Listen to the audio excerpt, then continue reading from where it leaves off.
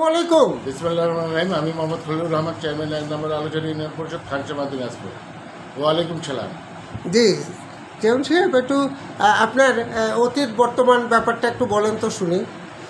আমার অতীত হচ্ছে আমার বাবা মোহাম্মদ আল্লাহ তাজিমুদ্দিন আহমেদ, তিনি আমাদের ১ নম্বর আলোচনা ইউনিয়নের প্রেসিডেন্ট ছিলেন।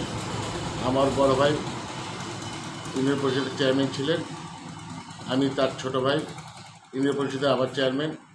আমার বড় ভাইও চেয়ারম্যান বাদ দিয়ে চেয়ারম্যান উপজেলা চেয়ারম্যান নির্বাচন করেছিলেন। তার শ্বশুরের সঙ্গে ছোটু জামাই লড়াই করছিলেন। ওনার পরিপ্রেক্ষিতে 4 বার সে উপজেলা নির্বাচন করার পর পঞ্চম ধাপে সে উপজেলা চেয়ারম্যান নির্বাচিত হয়। তার বদলেতে আমিও ওনার উপজেলা চলানকালীন সময় ইউনিয়ন পরিষদ নির্বাচনে আমিও দ্বিতীয়বার উপজেলা ইউনিয়ন পরিষদের চেয়ারম্যান হিসেবে আবার চেয়ারম্যান নির্বাচিত হই। চলাকালীন পর শপথ নেওয়ার কিছুদিনের মধ্যেই আমার বড় ভাই অসুস্থ হয়ে আবু হাতেম ইন্তেকাল করেন। তারই ইয়েতে আজ পর্যন্ত আমি সুন্দরভাবে ইউনিয়নবাসীর সেবা করে আসতেছি। সামনে উপজেলার নির্বাচনে আমার চাচাতো ভাই ওই খালাতো ভাই সে মোটরসাইকেল মার্কা নিয়ে নির্বাচন করতেছেন।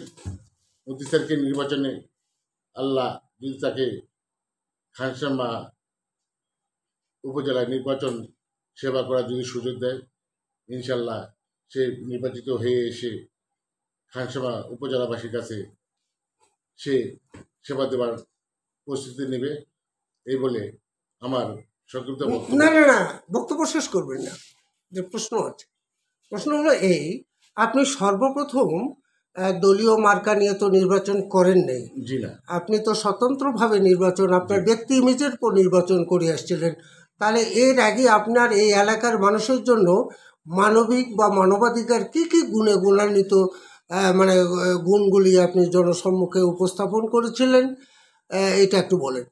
কারণ মানুষের যখন যে কোনো মুহূর্তে মানুষ আমার কাছে আসতো, আসার পর তার কথাগুলো শুনতাম। শোনার পরিপ্রেক্ষিতে সম্মিলিতভাবে আমরা একটা পরামর্শ দিতাম। পরামর্শের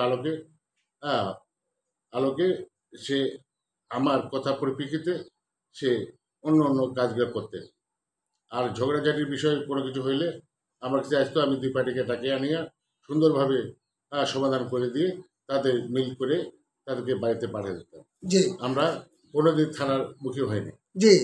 তাহলে বিষয়টা হলো এইরকম, তাহলে জনগণ ভালোবেসে আপনাকে বারবার নির্বাচিত করছে, তাই না? জি জি জি। যা।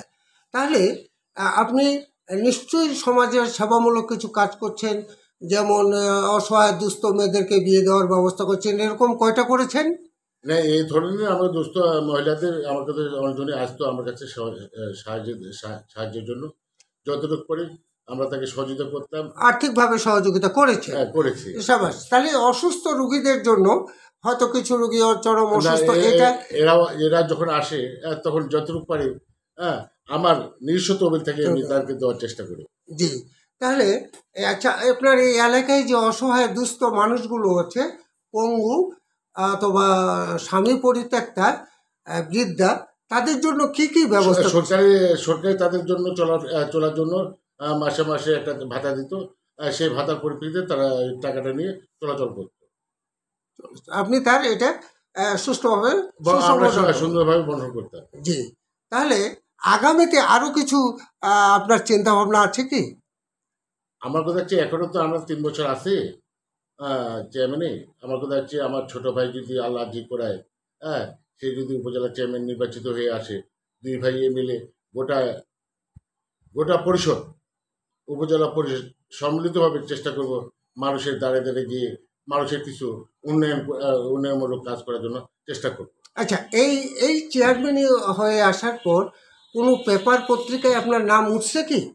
না, ও ধরনের আমরা পেপার পত্রিকা ওই ধরনের কোনো নাম। আচ্ছা, পুরস্কার আপনার জাতীয়ভাবে কোনো পুরস্কার এটা পেয়েছেন কি? জাতীয়ভাবে আমি পুরস্কারটা পেয়েছি, কি বলে আপনার ওই যে